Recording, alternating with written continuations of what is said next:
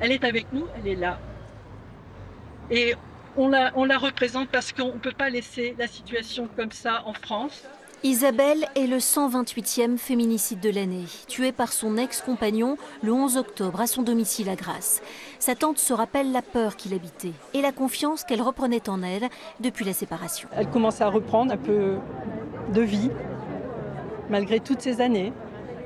Et elle s'était protégée en prenant beaucoup de poids pour se protéger aussi. Et elle redevenait elle-même et confiance en elle. Je pense que ça ne lui a pas plu. Elle a trouvé le courage de rendre hommage à sa mère aujourd'hui, à peine 4 semaines après le meurtre. La fille d'Isabelle ne pensait pas être un jour touchée par ce fléau. Il a déjà eu des actes de violence par le passé, notamment la main courante aussi qu'elle a déposée, le stage de sensibilisation qu'il a eu juste après. On sait qu'elle est en danger, mais on n'accepte pas réellement l'idée que du jour au lendemain, ça peut réellement se passer chez nous. Dans le cortège, beaucoup de personnes en colère et qui attendent que les choses évoluent. Il faut que les mentalités changent et que la justice change aussi. Oh oui, ça c'est très important. Qu'ils soient punis plus fortement. Qui ne ressortent pas. Voilà, pas la possibilité de pouvoir recommettre un acte.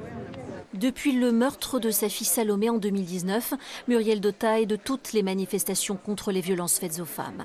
Et chaque mort dans ces circonstances ouvre un peu plus ses plaies. On l'a vécu, on vit encore de toute façon cette absence-là avec tellement de difficultés. Donc oui, je pense à cette famille, je pense à Isabelle, je pense à ses filles et je suis très très en colère. Après Isabelle, 10 femmes sont mortes sous les coups de leurs compagnons ou ex-compagnons, dont Larissa au Moulin à Nice.